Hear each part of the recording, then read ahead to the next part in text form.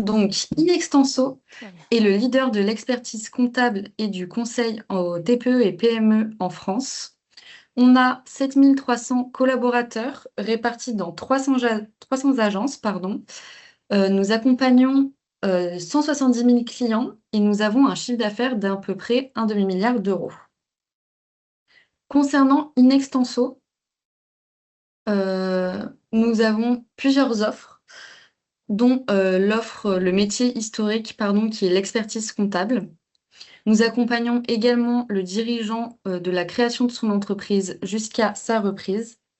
Nous avons un service dédié à la formation ou encore aux finances, pardon.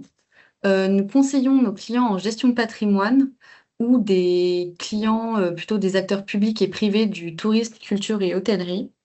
Et c'est en 2015 qu'Inextenso décide de développer son offre juridique en créant un réseau de cabinets d'avocats d'affaires pluridisciplinaires, Inextenso Avocat.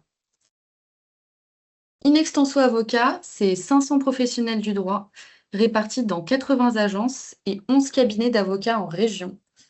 Nos clients sont notamment des TPE-PME, des dirigeants, des particuliers, des collectivités, des professions libérales, des fonds d'investissement ou encore des associations.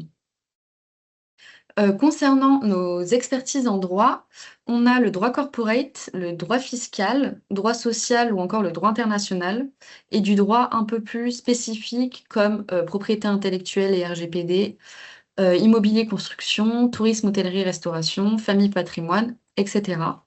Et nous intervenons tant en conseil qu'en contentieux et en négociation et précontentieux. Donc je vais laisser la parole aux intervenants pour qu'ils puissent se répondre et on peut commencer avec Juan Garcia. Bonjour à tous, merci à tous les participants aujourd'hui d'être présents.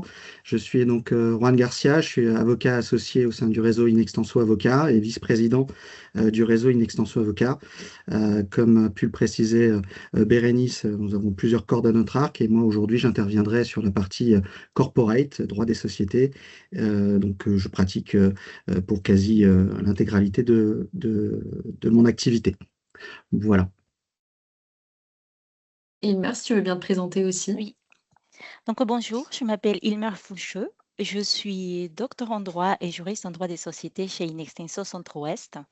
Et donc, j'accompagne nos clients dans la préparation des assemblées générales d'approbation des comptes, mais aussi dans des missions dites exceptionnelles, comme les constitutions, les fusions entre sociétés, les transformations ou le passage d'une entreprise individuelle vers une société.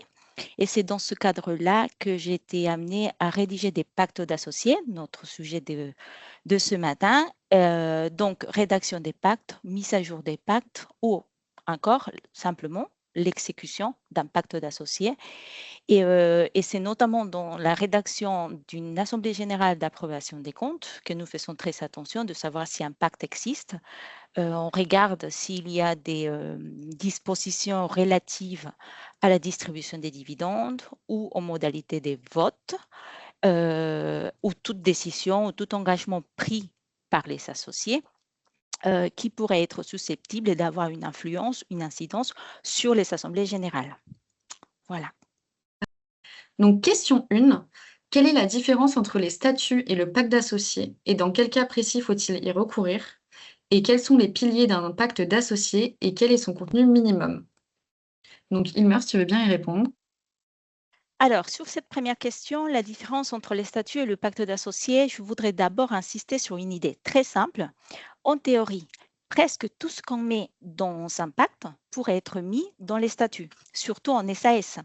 La vraie question n'est donc pas ce qui est possible, mais où il est opportun de loger telle ou telle règle.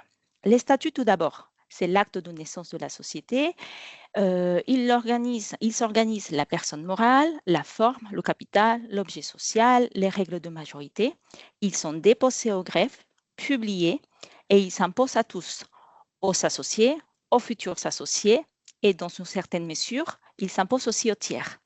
Concrètement, si les statuts prévoient qu'aucune session ne peut intervenir sans agrément ou qu'un associé peut être exclu dans certains cas, ces clauses auront un effet immédiat. L'Assemblée pourra refuser l'entrée d'un acquéreur ou voter l'exclusion d'un associé qui ne respecte pas les règles. En cas de contentieux, la violation des statuts peut fonder la nullité d'une décision ou d'une cession. Mais cette force a un prix. D'abord, les statuts sont rigides.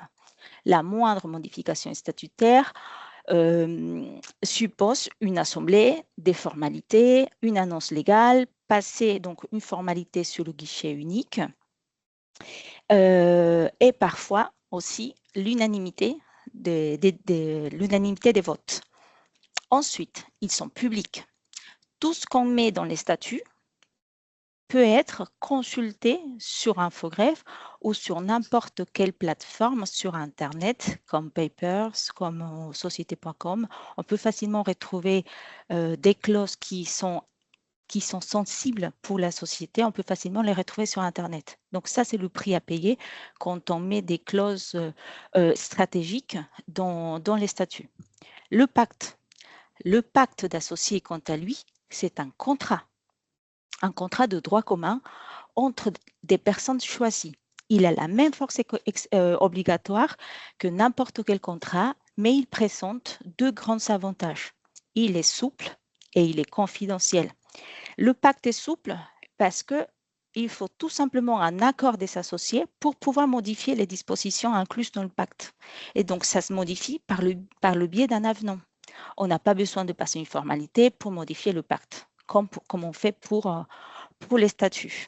Et après, c'est sa confidentialité. L'avantage du pacte, c'est qu'on n'a pas besoin de publier le pacte et il reste donc dans l'environnement de la société. L'envers de la médaille, c'est que le pacte ne lie que ses signataires. Un acquéreur qui n'a pas adhéré au pacte ne pourra pas toujours se voir opposer une présomption purement contractuelle et une décision d'assemblée prise en parfaite conformité avec les statuts, mais en violation du pacte, restera en principe valable sur le plan corporate et c'est surtout la responsabilité contractuelle de l'associé déloyal qui pourra être engagée. Donc, en pratique, comment on arbitre entre les deux? Tout ce qui concerne les structures de la société, ce qui doit être opposable à tous, y compris aux futurs associés, a vocation à figurer dans les statuts. Les organes, les grandes règles de majorité, l'agrément, la possibilité d'exclure un associé, les clauses de nullité des cessions. Tout ça dans les statuts. Après, tout ce qui reste très personnel, très évolutif ou très sensible, comme les clauses de non-concurrence, exclusivité, modalité exacte de calcul d'un prix, mode de résolution des conflits, a plutôt sa place dans un pacte, qui va donc, lui, rester confidentiel. Et pour les clauses vraiment stratégiques, on adopte souvent un double étage, dont une base claire et précise dans les statuts pour l'opposabilité et la sécurité, et un niveau de détail supplémentaire dans le pacte pour la finesse et la confidentialité. Un exemple concret, dans une SAS à plusieurs associés, on met dans les statuts une clause d'agrément général, comme on fait d'habitude quand on rédige quand on fait une constitution, agrément, qui dit que toute cession doit être agréée, et une clause d'exclusion. Et dans le pacte, on vient préciser dans quel cas l'agrément peut être refusé et dans quel cas l'exclusion peut être décidée, et surtout comment on calcule le prix du rachat, avec quelle décote, selon quel associé, et selon si cet associé-là, c'est un good lover ou un bad lover, c'est-à-dire un associé qui quitte la société dans des bonnes conditions ou un associé qui quitte la société suite à des conflits ou dans des très mauvaises conditions. Donc, les statuts posent le principe et le pacte en fait le mode d'emploi très détaillé. À quel moment faut-il avoir recours à un pacte d'associés? En pratique, il est conseillé d'y recourir dès lors que plusieurs associés souhaitent organiser leurs relations de manière plus précise. Le pacte est particulièrement utile lorsque les associés veulent anticiper les difficultés plutôt que les subir. Il permet notamment de prévenir les conflits, d'encadrer la gouvernance de la société, de sécuriser les prises de décision et de fixer à l'avance les règles applicables si un associé souhaite entrer dans la société, la quitter ou céder ses titres. On a également recours à un pacte d'associés quand on a des majoritaires et des minoritaires, afin de rééquilibrer les relations et les rapports entre ces deux catégories d'associés. On ne rédige pas un pacte d'associés parce que les associés sont en conflit. On le rédige justement lorsqu'ils s'entendent bien, afin de prévoir à l'avance les règles qui seront applicables si un désaccord survient. En général, il faut savoir qu'un pacte d'associés, c'est un document, c'est un contrat qui est fait sur mesure. On a des piliers, mais on n'est pas obligé d'insérer toutes les clauses dans un pacte. Des fois, on peut simplement rédiger un pacte par rapport à une question précise, notamment la distribution des dividendes. On souhaite organiser comment on va distribuer comment on va distribuer les dividendes de façon générale. On va donc rédiger un pacte que pour ce point. Sachant que donc, il existe 4 piliers. Il y a des clauses concernant la gouvernance, le contrôle du capital, les 4 sorties d'un associé et la protection de la relation. Quant à la gouvernance, qui décide quoi et comment? Les statuts vous donnent la majorité simple, la majorité qualifiée, et le pacte permet de dire ces décisions-ci devront passer en comité stratégique, ces décisions nécessitent l'accord de tel ou tel associé. Tel associé a un droit d'information renforcé ou un droit de veto sur certains sujets précis, par exemple un changement d'activité ou une cession d'un outil industriel. Le contrôle du capital, qui peut rentrer, qui peut sortir, dans quelles conditions. C'est là qu'on retrouve les clauses qu'on met souvent dans les statuts, mais qu'on peut détailler un peu plus dans le pacte, comme les clauses d'agrément, les clauses de préemption entre les associés et éventuellement les clauses d'inaliénabilité, mais toujours limitées dans le temps et justifiées par un intérêt sérieux. L'idée est simple dans un pacte. Vous choisissez avec qui vous voulez être associé et le pacte rend cette volonté efficace dans le temps. Les clauses de sortie, il y a plusieurs événements qui vont faire qu'un associé quitte la société. Ça peut être le départ à la retraite, un fonds d'investissement minoritaire qui veut quitter la société, ou simplement un salarié associé qui quitte la société. Pour cela, le pacte doit organiser, doit mettre en place quelles sont les clauses de sortie, les clauses qui permettent de sortir un associé de la société. Et on verra plus tard les mécanismes de clauses qui existent quand on a des majoritaires et des minoritaires dans un pacte. Le quatrième pilier, c'est la protection de la relation. Et c'est là qu'on retrouve les clauses de loyauté renforcée, les clauses d'information, la confidentialité, la non-concurrence, les clauses pénales en cas de violation du pacte, les modes de règlement des différends, médiation, conciliation, arbitrage. Et c'est souvent ce qu'on oublie au début, quand tout le monde s'entend bien et qu'après on regrette quand les relations se dégradent. Si je devais donner un contenu minimum, je dirais identifier clairement qui est lié par le pacte et sur quel titre, fixer une durée et un régime de fin du pacte, organiser l'entrée et la sortie du capital avec un minimum de prix et un mécanisme de prix, prévoir au moins une procédure de règlement des différends et un exemple pour illustrer ces 4 piliers. Dans une PME à 3 associés, le pacte peut prévoir en gouvernance qu'au-delà d'un certain montant, toute dépense doit être validée par 2 associés sur 3, sachant que dans certains pactes, j'ai pu rédiger l'adoption des décisions ordinaires et extraordinaires à l'unanimité. Donc, tout passe par tous les associés. En contrôle du capital, on peut dire que toute cession doit être proposée d'abord aux autres associés qui ont 1 mois pour se positionner. En sortie, qu'en cas de faute grave ou de concurrence, l'associé pourra être exclu et ses titres rachetés avec une décote de 30%. En protection de la relation, qu'un associé ne peut démarcher la clientèle pendant 2 ans après sa sortie sous peine d'une clause pénale. C'est la clause de non-concurrence. Voilà. Avec ça, vous avez déjà l'essentiel du contenu d'un pacte d'associés. Eh ben merci, c'était très clair et très complet. Donc on peut passer à la question 2. Le pacte d'associés a-t-il une durée déterminée ou est-il valable à vie si aucune date de fin n'est mentionnée? Et à quelle clause s'applique la nouvelle jurisprudence sur les pactes conclus pour la durée de vie de la société? Donc Juan, si tu veux bien répondre à cette question. Merci Bérénice. Alors sur cette question, la réponse sera un peu plus courte parce qu'elle est beaucoup plus ciblée. Ilmer a pu nous présenter, et effectivement c'était un travail absolument indispensable de bien cadrer ce qu'est un pacte, à quoi sert le pacte et vis-à-vis des statuts. Donc là ici on a une question un peu plus ciblée à laquelle je vais apporter une réponse. Alors, de manière classique, on distingue de toute façon en matière contractuelle deux types de contrats, hein, les contrats à durée déterminée et les contrats à durée indéterminée. Ça, c'est généralement une distinction que tout le monde connaît assez bien et fait le rapprochement souvent avec les contrats de travail qu'on peut connaître en droit social. Alors la question qui se pose en particulier ici, c'est que si le pacte d'associés effectivement ne présente aucune mention de durée, qu'est-ce qu'il en est?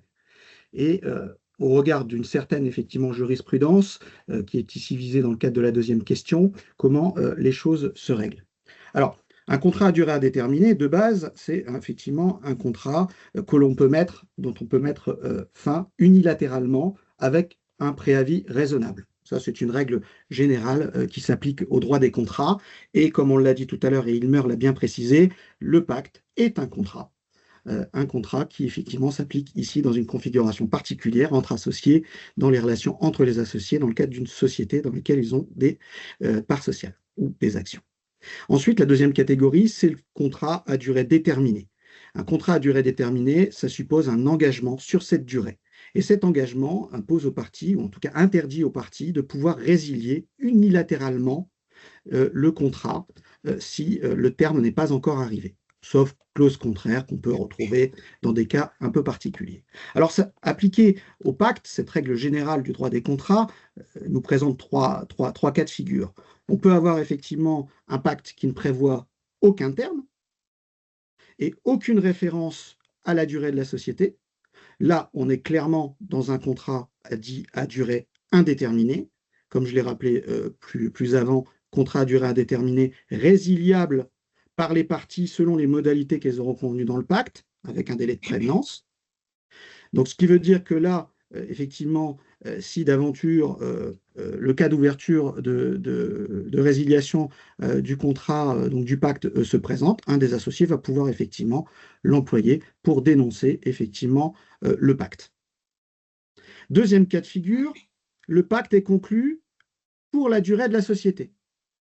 Et c'est là où on va faire le lien avec cette fameuse deuxième question qui concerne la jurisprudence, enfin, qui fait référence à la jurisprudence, qui a dû avoir à trancher justement la question de savoir, lorsqu'on stipule un pacte d'associés avec une durée qui est la durée de la société, est-ce qu'on n'est pas en infraction avec un principe du droit applicable qui est qu'on ne peut pas avoir d'engagement perpétuel. La notion d'engagement perpétuel en droit est interdite, pour faire simple, donc il faut déterminer effectivement une durée. Et s'il n'y a pas de durée, on est dans la durée indéterminée, mais avec faculté effectivement de résilier. Au cas particulier, la Cour de cassation, a tranché sur ce sujet en indiquant qu'un pacte qui était calé sur la durée de vie de la société n'était pas un engagement perpétuel. Et donc a qualifié effectivement le pacte de contrat à durée déterminée. Cette durée aura donc la durée de la société. Vous savez que, de manière générale, dans les statuts, on prévoit des sociétés qui ont une durée classiquement de 99 années. On peut prévoir des durées beaucoup plus courtes. C'est ça la durée de la société. C'est la durée qui est précisée effectivement au terme des statuts. Et donc le pacte va reprendre cette durée, la durée de la société, pour effectivement déterminer sa durée propre de vie du pacte. Et donc, dès lors qu'il est à durée déterminée, je l'ai indiqué tout à l'heure, il ne pourra pas être résilié unilatéralement au seul motif que la durée pourrait être considérée comme longue.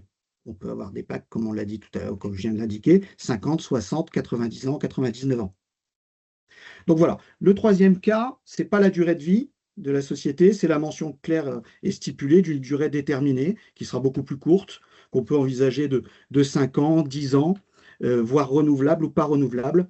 Et là, voilà, on est dans la clause effectivement de durée déterminée. Arrivé au terme, soit on a prévu un renouvellement automatique, soit le pacte se termine et invite les parties à renégocier, le cas échéant, un nouveau pacte. Donc voilà, ce qu'on peut trouver assez souvent, effectivement, c'est dans les pactes de société où effectivement il y a des intérêts familiaux très imprégnés, où on va prévoir un pacte familial qui est conclu pour la durée de la société. C'est un élément qui peut paraître effectivement assez rassurant en se disant, voilà, on a une pérennité, notre pacte, il est là, il est scellé et il durera tout le long de la société. C'est une position qui peut être néanmoins relativisée, notamment quand les générations un petit peu se succèdent, où certains héritiers peuvent se sentir un petit peu enfermés justement dans cette durée assez longue et n'ont pas forcément envie d'être associés avec d'autres membres de leur famille, leurs cousins, et essayer de dénoncer le pacte. Alors, on a eu des cas de figure de ce type, et c'est là où la jurisprudence est venue trancher en disant, vous ne pouvez pas venir contester la durée de votre pacte, même s'il est sur la durée de la société, ça n'est pas une durée considérée comme une durée, un engagement perpétuel, et donc vous ne pouvez pas le résilier unilatéralement. Il faudra attendre le terme, effectivement, du contrat pour avoir, le cas échéant, avoir à rediscuter. Alors, il n'est pas interdit d'avoir à rediscuter avant le terme, mais par contre, il faudra l'unanimité des signataires. Le deuxième pan de la question, c'était justement cette fameuse jurisprudence étendue avec une question un peu plus large, c'est à quelle clause s'applique cette nouvelle jurisprudence. Donc, la question, elle est simple en réalité. La durée qu'on va prévoir dans notre pacte va forcément s'appliquer de manière générale à l'ensemble des stipulations qu'on a prévues dans le pacte. Ça, c'est le cas assez classique. Mais on a tout à fait la possibilité de prévoir que certaines clauses pourraient effectivement avoir une durée, entre guillemets, de vie inférieure à cette durée générale. Ce qui peut poser difficulté, c'est vis-à-vis surtout d'une clause qu'on appelle la clause d'inaliénabilité. Je vais essayer de bien articuler, j'ai réussi cette fois-ci. C'est une clause effectivement qui au regard des règles qui sont applicables, ne peut pas dépasser une certaine durée. D'accord? Classiquement, les clauses d'inaliénabilité ne vont pas au-delà de 10 ans. On a accepté effectivement parfois un caractère renouvelable lorsqu'on peut justifier que cette durée protège véritablement un projet commun. Donc il faut effectivement avoir à le motiver. Là aussi, on s'est posé la question si la durée du pacte ne venait pas effectivement remettre en question la durée de la clause d'inaliénabilité. Donc ce sont effectivement des sujets que peut toucher effectivement la clause d'inaliénabilité. Elle sera limitée effectivement en tout état de cause et ne pourra pas être de la durée de la société. D'accord? Pour ce cas particulier. Voilà, pour la petite particularité, on pourrait rentrer dans davantage de cas de figure qui sortiraient un petit peu du cadre du pacte d'associés, notamment au regard de la notion de durée particulière et cette jurisprudence. Mais bon, ce n'est pas aujourd'hui le sujet. Voilà, on peut passer à la question suivante si vous Allez. le voulez. Et question suivante, comment définir la répartition des parts entre associés selon les rapports en capital, le temps consacré ou autre chose? Donc, Ilmer, si tu veux bien y répondre, je crois que c'était à toi. Oui. Alors, qui a combien et qui a les pouvoirs? C'est ça à quoi il faut répondre dans cette question. On commence par la répartition entre fondateurs. La loi n'impose pas un ratio mathématique entre celui qui met le cash, celui qui apporte une technologie ou celui qui apporte du temps ou un réseau. En revanche, la loi impose de ne pas basculer dans la clause léonine ou dans une simulation grossière. Une clause léonine, donc c'est bien une clause qui va accorder tous les bénéfices à un associé ou à une certaine catégorie d'associés et ou va imputer toute la perte d'une société sur un associé ou une catégorie d'associés. Donc, il ne faut pas tomber sur une clause léonine lorsqu'on répartit les parts entre les associés. Dans la pratique, la première question à se poser, c'est qui prend le risque? C'est lui qui quitte un CDI pour travailler à plein temps sur le projet, c'est lui qui met l'essentiel des fonds, c'est lui qui a un réseau clé. On n'est pas obligé de s'aligner ou d'aligner tout le monde à 50-50 ou un tiers, un tiers, un tiers. On peut jouer sur la quantité de titres, mais aussi sur la qualité. Actions ordinaires, des actions de préférence, droit de vote, droit aux dividendes. Et on peut compléter par la rémunération des fonctions, salaire, bonus, intéressement. Prenons un exemple classique, les startups à 3. Un fondateur technique qui développe le produit et travaille à plein temps, un profil commercial qui s'implique fort mais qui peut garder à côté ou en tout cas au début une autre activité, ou un investisseur individuel qui apporte 1000 euros au projet. Si on fait un tiers, un tiers, un tiers, on fabrique en réalité un blocage de prise de décision. Une solution plus saine, c'est par exemple indiquer dans le pacte ou de façon générale, même avant de parler du pacte, dans les statuts, répartir 60% du capital pour le fondateur, 20% pour le commercial et 20% pour l'investisseur. Par ailleurs, dans le pacte, on peut prévoir que le commercial aura un contrat avec une rémunération fixe plus variable et l'investisseur, donc qui a apporté 1000 euros au projet, aura des droits renforcés sur certaines décisions. Et comme ça, tout le monde est aligné et on a évité le blocage et l'injustice quant aux moyens apportés à la société.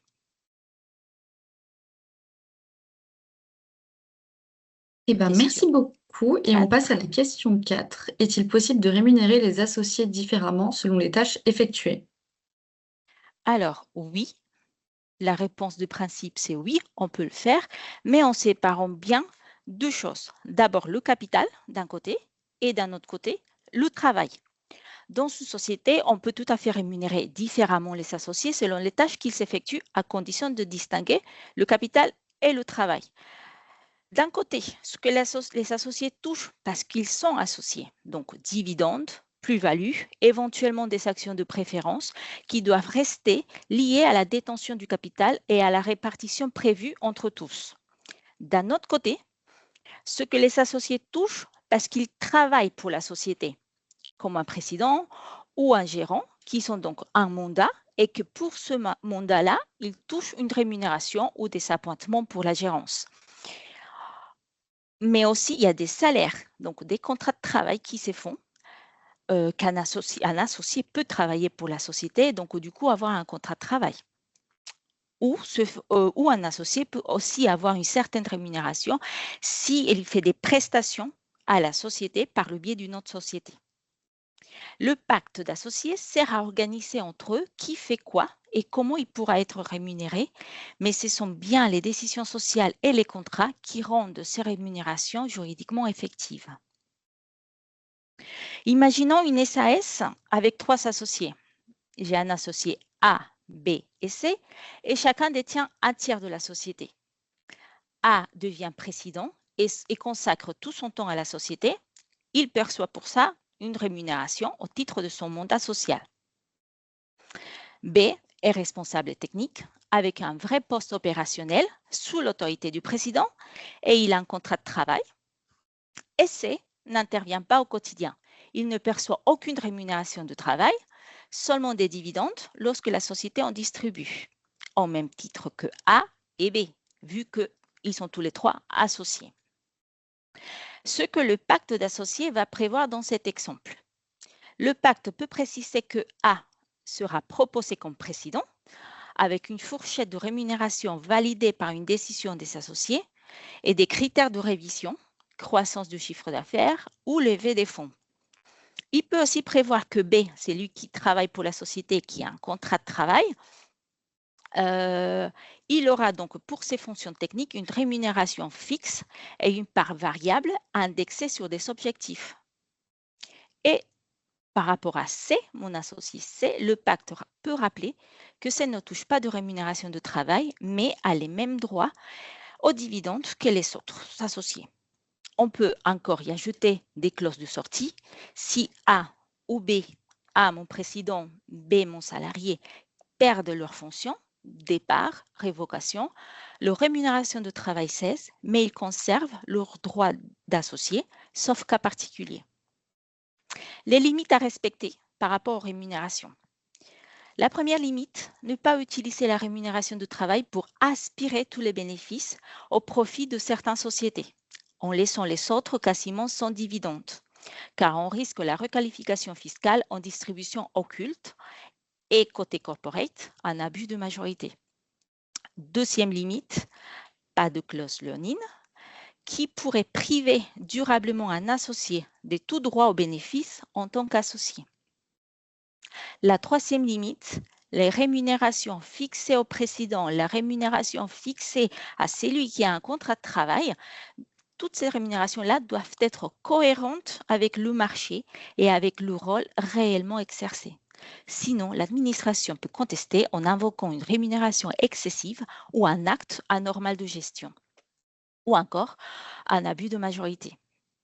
En pratique, il faut documenter les fonctions, voter clairement les décisions sociales, voter clairement quel est le montant fixe, la partie variable du président. Et pareil, pour le contrat de travail, il faut indiquer clairement quel est le montant brut de la rémunération et quelles donc sont les variations que la rémunération pourrait avoir.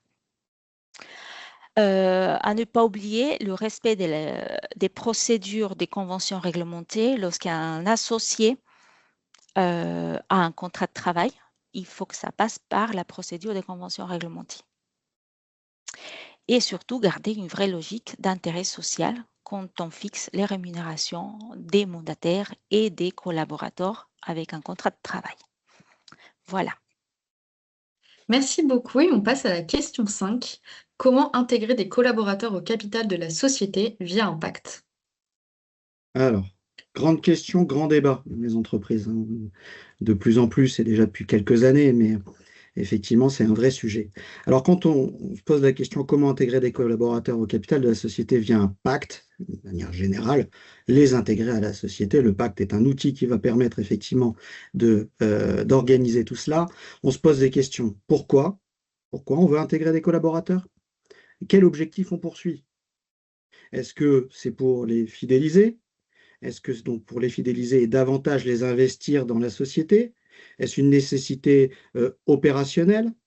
Ou encore, est-ce qu'il y a un objectif qui serait celui de, à terme, céder l'entreprise? Là, j'anticipe un peu sur la question qui viendra ensuite. Alors, associer les collaborateurs, c'est formidable. C'est un vrai outil de fidélisation. Mais attention, ça se prépare. Ça se prépare très en amont. Et là, le pacte aura effectivement tout son sens, y compris avec les statuts qui servent de socle. Alors, on va organiser dans ce pacte un chemin d'entrée dans la société. On va encadrer la place d'associés de ces collaborateurs et on va prévoir leur sortie. C'est toujours ce même mécanisme qu'on emploie et autour duquel on va réfléchir pour effectivement organiser l'intégration des collaborateurs. Concrètement, on commence par définir qui. Il faut savoir qui on va associer dans la société et avec quel rôle. On ne traite pas de la même manière un collaborateur qui est un manager ou un directeur général qui est appelé à rester le bras droit du fondateur ou un salarié qui est beaucoup plus junior. Le pacte va permettre justement, pour déterminer le qui, de savoir si ce sont des personnes strictement ciblées et aussi de déterminer, pourquoi pas, des catégories de collaborateurs si on va avoir effectivement une notion beaucoup plus générale d'intégration de collaborateurs au sein de l'entreprise. Donc, on va déterminer différentes catégories sur lesquelles on va adapter des modalités d'entrée et surtout aussi des modalités en termes de droits. On pourra distinguer d'ailleurs que certains auront des droits politiques renforcés, d'autres seulement un intéressement économique au capital, donc des intérêts beaucoup plus pécuniers et sans rôle de gouvernance. On peut intégrer des associés un par un au sein de la structure en tant qu'associés indépendants, mais on a aussi la possibilité de regrouper tous nos collaborateurs, tous ces salariés dans une masse organisée. On va en somme et très simplement créer une enveloppe juridique, finalement une holding, dans laquelle on va placer l'ensemble des salariés selon les modalités qu'on aura convenues, et ces salariés seront logés dans cette fameuse holding qui va être associée de notre société.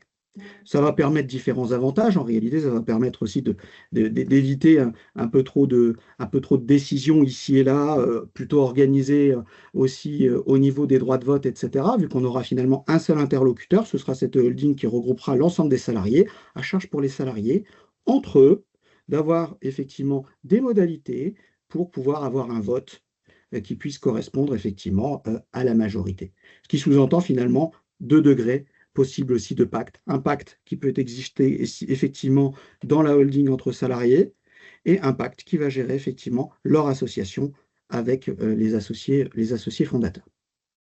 Et donc, cette holding peut servir de manière opérationnelle et peut aussi servir de véhicule de reprise de la société. On y viendra ultérieurement.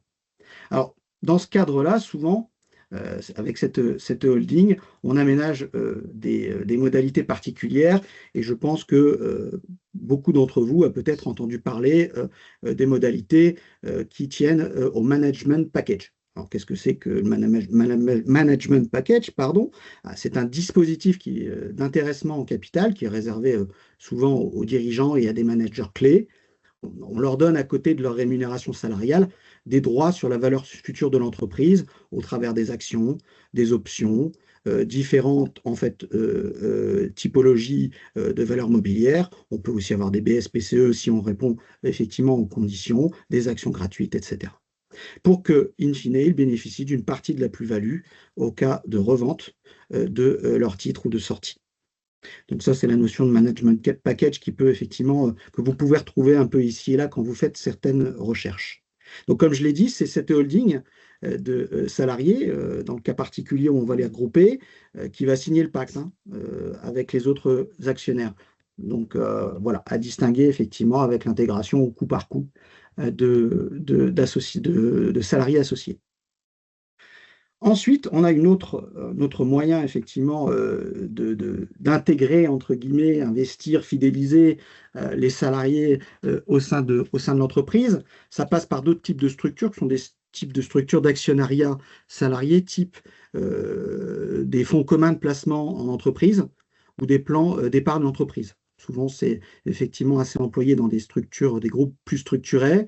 Alors là, les salariés ne sont pas directement associés de la société opérationnelle. Ils sont porteurs de parts d'un fonds commun de placement, qui est une entité extérieure, qui va, elle, détenir les titres et va gérer les titres. Et c'est dans le cadre de ce fonds de commun de placement que les salariés vont se retrouver, un peu à la star de la holding, mais sous un format un peu différent. Donc là, les salariés exerceront indirectement des droits d'associés, mais par l'intermédiaire du fonds commun de placement. Ensuite, on peut avoir d'autres montages, effectivement, plus inclusifs des salariés. Et là, on touchera plutôt à la structure juridique. On fera peut-être le choix d'avoir un montage plutôt coopératif, de type SCOP ou société coopérative d'intérêt, et où là, effectivement, on a des régimes particuliers au plan légal et réglementaire qui traitent de la partie actionnariat salarié, etc. Donc ça, c'est aussi une possibilité pour intégrer des salariés, de toucher à la forme sociale pour intégrer davantage la notion de participation des salariés. Alors, ce qu'il faut comprendre, c'est que dans tous ces schémas que je viens d'évoquer, ici, on a un schéma où en fait, on a en surface, on va avoir un pacte d'associés qui traite avec un bloc de salariés réunis dans une holding ou dans le fonds commun de placement, etc. Et puis en dessous, on aura notre structure dédiée à la société opérationnelle. Qu'est-ce qu'on doit se poser d'autres questions? On était dans le qui. Il faudra se poser une deuxième question quand on va intégrer ces salariés. Comment organiser l'accès au capital?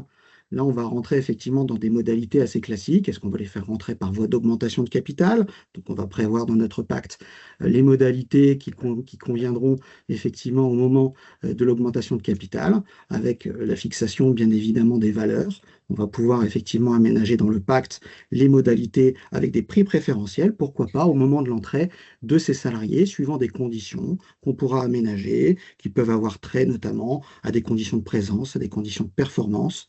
Enfin bref, on peut envisager beaucoup de choses, parce qu'on a effectivement une certaine latitude au plan contractuel pour envisager différentes modalités pour la fixation notamment de la valeur des titres à l'entrée de ces salariés. Après, on peut pratiquer des cessions assez classiques par les fondateurs ou voir des investisseurs qui sont sortants et où effectivement les projets d'entreprise se tournent davantage vers un investissement des salariés. On va pratiquer des cessions de titres assez classiques. En plus, après, ensuite, on a les exercices d'options, même si on n'a pas mis en place nécessairement un mécanisme particulier, mais qu'on a mis en place des outils, notamment au travers d'actions gratuites, etc. Avec les exercices d'options, les salariés vont entrer en levant les options pour transformer l'option, effectivement, en action. Donc voilà, donc il y a beaucoup de mécanismes qu'on pourrait aujourd'hui évoquer et rentrer dans le détail, mais je vous en ai ici exprimé quelques-uns.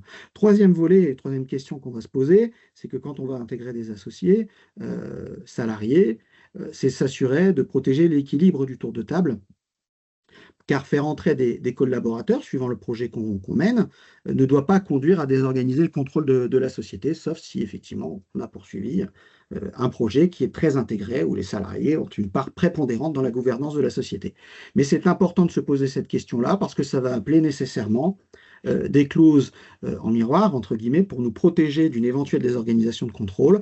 On va avoir des clauses de non-dilution pour les fondateurs, des limitations notamment des droits de vote pour les collaborateurs, je l'évoquais tout à l'heure, on pourrait avoir des entrées de collaborateurs avec effectivement des droits pécuniaires, mais peu de droits ou des droits limités au plan politique, etc. Donc tout ça va pouvoir être aménagé pour protéger l'équilibre, ce qu'on appelle du tour de table, c'est-à-dire des associés et de la gouvernance et des décisions au sein de la société.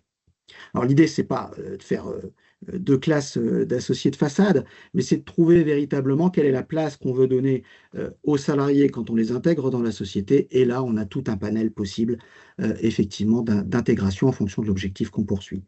Dernier volet, bien évidemment, on sait qui on va intégrer, comment, à quel prix. Il faut se poser la question, comme tout associé, une fois qu'ils sont à l'intérieur, la question de la gestion des départs. Et là, on va se poser la question de pratiquer des clauses que tout à l'heure Ilmer évoquait, la fameuse clause de good ou bad liver, qu'on peut stipuler effectivement. J'y reviendrai tout à l'heure sur ces clauses de good bad liver, dont on va lier souvent la qualité d'associé à la qualité de salarié, c'est-à-dire en gros, si d'aventure l'associé salarié perd sa casquette de salarié, eh bien, il perdra automatiquement sa casquette d'associé. Donc, ce sont des clauses effectivement qu'on peut effectivement stipuler, mais avec grande précaution pour des considérations tant juridiques au plan de droit social, mais aussi fiscales quand on va fixer les conditions financières justement de sortie. Donc, on va stipuler ce type de clause. On va se poser la question en tous les cas de comment les stipuler. Et puis ensuite, on va aussi prévoir des conditions de liquidité pour les collaborateurs pour les rassurer, pour pas qu'ils ne se sentent forcément bloqués ou piégés dans la société. Mais là encore, ce sont des choix stratégiques qu'il faut discuter effectivement et bien anticiper. Donc, intégrer des collaborateurs via un pacte, c'est pas seulement donner des actions, ça va être écrire dans ce pacte, dans le contrat, un parcours clair d'entrée, de vie et de sortie du capital, en articulant le droit des sociétés, le droit du travail, je l'évoquais au travers de ces fameuses clauses de sortie pour lesquelles il faut avoir une certaine précaution, et en toile de fond, bien évidemment, voir les contraintes fiscales et sociales des outils qu'on utilise. Voilà. Merci pour cette réponse. Et on passe à la question 6. Comment anticiper la transmission de l'entreprise à des salariés grâce au pacte d'associés? Alors, question liée avec la précédente, mais ça va me permettre justement de pousser un peu plus loin une des hypothèses. Si vous avez bien retenu ce que j'indiquais tout à l'heure, quand on veut intégrer des salariés, on a la possibilité, pour l'objectif poursuivi, de les fidéliser, de les investir, mais ça peut être aussi une volonté de transmission. Et on peut effectivement mettre en place un véhicule de transmission de l'entreprise à des salariés et effectivement le prévoir au travers du pacte. Et c'est ce pacte qui va mettre en scène à l'avance la transmission de l'entreprise. Et il y a plusieurs façons, plusieurs outils effectivement pour anticiper cette transmission qui est absolument nécessaire si on veut effectivement avoir une bonne transmission qui se passe dans les bonnes conditions. Donc ça peut être un véhicule de reprise de la société. Donc on va dire, c'est un peu répétitif, mais on va toujours prévoir les modalités d'entrée, les modalités de vie, les modalités de sortie, etc. Donc, dans les outils d'entrée progressive au capital, on va prévoir des modalités avec des clauses d'augmentation de capital qui peuvent être réservées strictement aux salariés ou à cette fameuse holding de salariés que j'évoquais tout à l'heure, avec des formules de prix, de valorisation et avec des mécanismes d'entrée progressive. On va pouvoir mettre en place les outils d'action gratuite également, ou d'autres outils tels que des BSPCE ou des options. Voilà. On peut aussi stipuler les droits de priorité donnés aux salariés sur toute émission de nouveaux titres avant de l'ouvrir à des tiers. Donc là aussi, plusieurs outils pour faire entrer progressivement en capital ou en bloc, selon les projets qu'on mène. Alors les fameux droits de priorité, on peut aussi en prévoir en cas de cession de fondateur. Ça se traduit par des packs de préférence, des droits de première offre au profit de certains salariés. On va prévoir des droits de préemption. Voilà, ce sont tous ces outils-là. Je ne rentre pas dans le détail de la rédaction. Le propre aujourd'hui est d'évoquer les outils possibles qui sont à votre disposition et qu'il conviendra bien évidemment de rédiger avec soin. Donc voilà comment anticiper un petit peu la transmission. Et il est important, bien évidemment, dans toute transmission, de bien s'assurer des modalités de prix, des modalités de valorisation, parce que c'est toujours là, effectivement, où le bas blesse. Merci. Donc, question suivante. Est-il possible d'obliger un associé à vendre ses parts lorsqu'il cesse ses fonctions de salarié? Quels sont les points de vigilance? Alors, question intéressante, et ça revient un petit peu à ce que je stipulais tout à l'heure. Alors, oui, on peut obliger un associé à vendre ses parts lorsqu'il cesse ses fonctions de salarié. On va lier la fonction de salarié à la qualité d'associé. Attention, justement, à ce que j'indiquais tout à l'heure. Sur le principe, les juges l'admettent parfaitement qu'un salarié associé s'engage, s'oblige à céder ses titres lorsqu'il perdra sa qualité de salarié, par le biais d'une démission, d'un licenciement ou de sa mise à la retraite. Donc, cet engagement va figurer dans le pacte d'associés. Il est distinct du contrat de travail et il doit s'inscrire dans un équilibre global au niveau contractuel. Et là, il va falloir faire attention, effectivement, entre le contrat de travail et effectivement la qualité d'associé, ne pas trop lier, en tous les cas, ces deux sujets, notamment dans la sortie et sur le prix qui va être payé. Alors, il y a des risques qui apparaissent dans ce type de dispositif, d'avoir allié ces deux casquettes pour sortir. C'est d'abord un risque de requalification en sanction pécuniaire qui est prohibé si la clause qu'on aura prévue de sortie, la clause financière de sortie qui aurait été prévue, prévoit une clause de décote ou de rachat forcé qui pourrait être analysée comme une clause qui vise à punir le salarié d'un comportement fautif en le privant d'une partie de la valeur de ses titres du seul fait de la rupture. Là, on a un risque effectivement de requalification en sanction pécuniaire, donc on sera sur le terrain du droit du travail. Donc, faire très attention quand on rédige ces clauses, notamment sur cet aspect. On prendra le soin aujourd'hui et justement du fait de ces requalifications et de la jurisprudence de matière générale, les usages ont un petit peu changé et se sont adaptés. À prendre la précaution quand on rédige un pacte et qu'on lit effectivement ces conditions de sortie, à ce qu'on ne lie pas strictement la notion de sortie du salarié, de sa qualité d'associé, à simplement la rupture pour une faute disciplinaire ou une faute grave. Là, vous tomberez effectivement dans le risque manifeste d'une disproportion et le risque d'une requalification. Il n'y a pas que ce risque-là, parce qu'il peut y avoir aussi une contestation au titre du déséquilibre significatif ou des vices du consentement. Alors, on les retrouve de temps à autre. Certains peuvent invoquer le fait que le pacte d'associés est une forme de contrat d'adhésion et que les salariés n'auraient pas participé véritablement à la discussion et se verraient imposer les conditions. Et là, on invoquerait potentiellement un déséquilibre significatif. Là aussi, pareil, attention à la rédaction, prudence lorsqu'on rédige un pacte avec des salariés sur la notion effectivement de contrat d'adhésion. Pas sous-estimer, dernier point, le risque fiscal et social.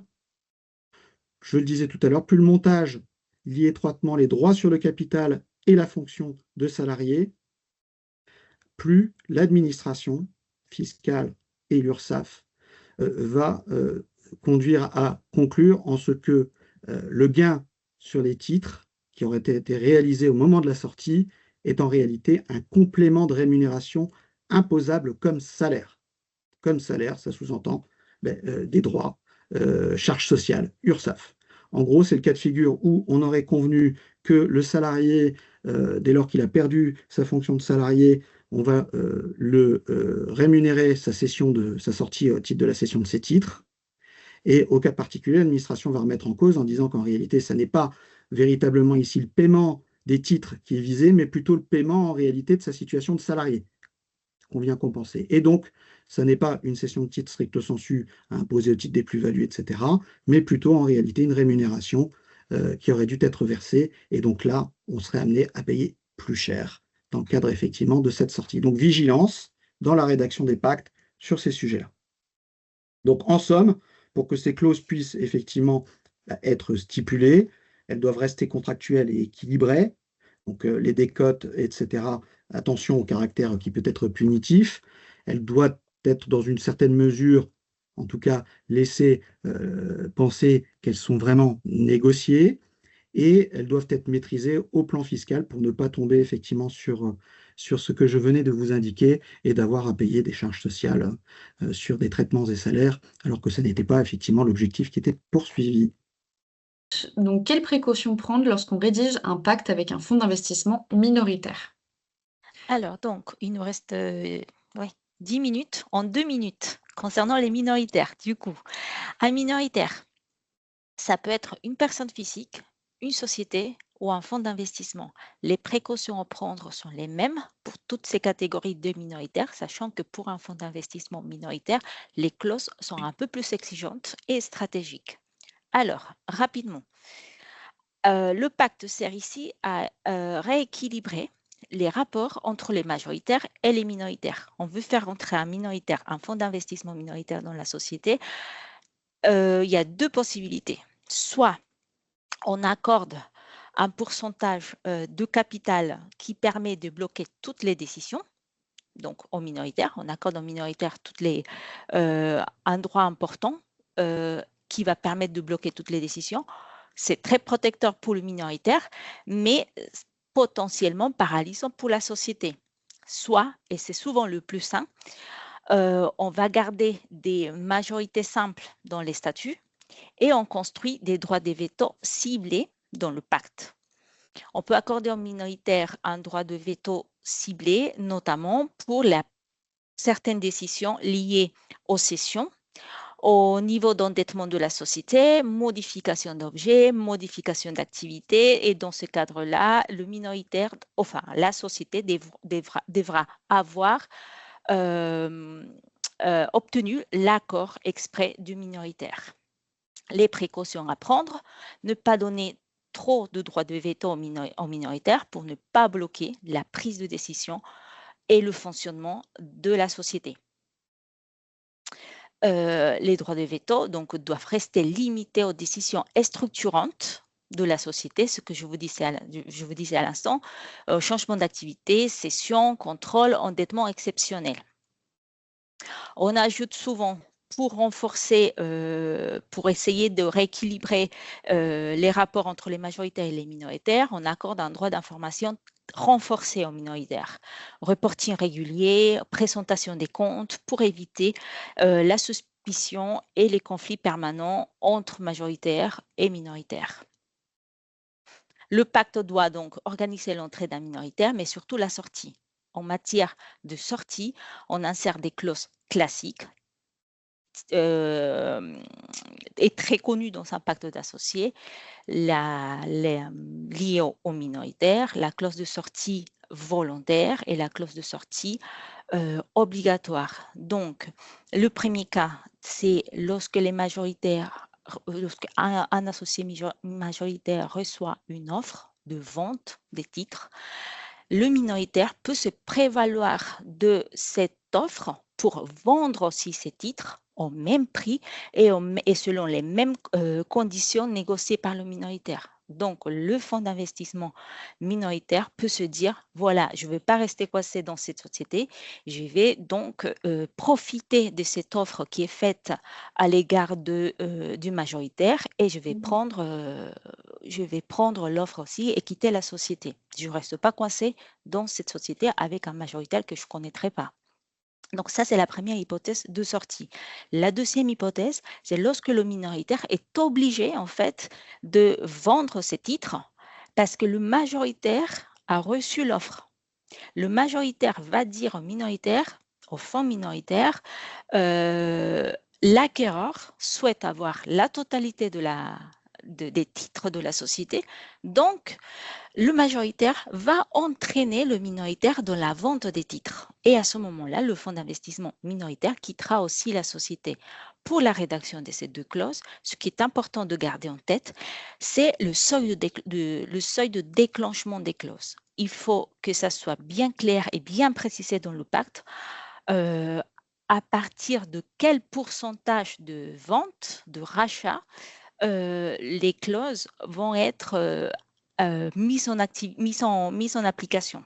C'est à partir de 70% des titres, ou c'est la totalité des titres qui vont être vendus pour le déclenchement de ces deux clauses-là.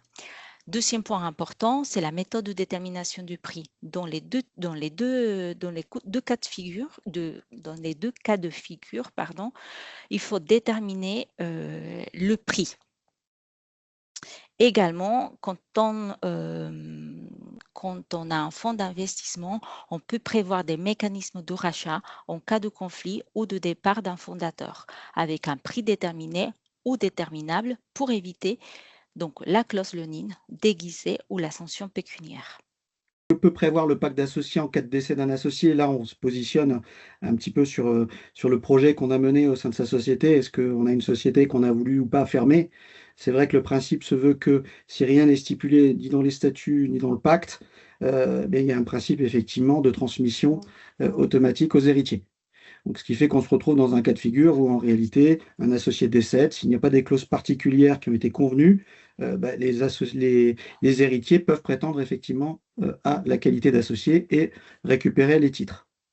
Ce n'est pas toujours une situation parfaitement souhaitable pour les associés dits survivants qui vont devoir composer avec des héritiers qu'ils n'avaient pas nécessairement choisis. Et donc c'est là où effectivement tout l'intérêt des stipulations se trouve. Souvent, ce sont des clauses, de toute manière, des clauses qu'on trouve souvent dans les statuts tout de même, hein, au travers la clause d'agrément, qui va prévoir effectivement que s'il y a décès d'un des associés, les héritiers devront passer effectivement le cap de l'agrément. On va leur dire oui, vous êtes accepté ou vous ne l'êtes pas. Ça, c'est ce qu'on stipule. Et si vous l'êtes, effectivement, à quelles conditions vous entrez. Alors, ensuite, l'autre possibilité qu'on peut avoir, c'est de se dire, non, nous, d'entrée de jeu, on ne veut pas. Agrément, pas agrément, peu importe. On va stipuler à ce moment-là une clause de rachat automatique. C'est-à-dire que la société ne se poursuivra pas avec les héritiers, elle ne se poursuivra qu'avec les associés survivants. Hein, et en revanche, il faudra aménager surtout la question du rachat des titres des héritiers. Donc là, on prévoira une clause qui permettra l'évaluation des titres, tout en respectant bien évidemment les droits minimums des héritiers. Et si d'aventure cette clause n'est pas précisée, on pourra tout à fait effectivement se reporter à la clause qu'on appelle la clause à dire d'expert pour avoir à fixer le prix de rachat des titres des héritiers. Donc on aura de toute façon des clauses qui figurent assez souvent de toute façon dans les statuts, complétées par le pacte. Et comme Ilmer l'avait dit en introduction, il y a des stipulations qu'on va faire figurer dans le pacte pour les garder beaucoup plus confidentielles. Là, au cas particulier, on se réservera assez bien souvent la clause qui traite justement du rachat sur le plan technique, la valorisation des titres. Voilà ce que je peux vous dire très rapidement pour conclure dans le timing. Eh bien, parfait. Et puis, oui, peut-être vous indiquer en conclusion, simplement, vous aurez compris que, et comme Ilmer l'a dit, le pacte, ça reste un contrat, c'est un contrat sur mesure. Quand on vient nous voir, on nous dit, alors, moi j'ai besoin d'un pacte, très bien, on a tout un questionnaire, on établit effectivement la volonté des parties, le projet d'entreprise, etc. Et on va adapter ce pacte à la situation. On peut avoir des pactes qui font une page, on peut avoir des pactes qui font 100 pages. Tout effectivement est considération de projet, de dimensionnement.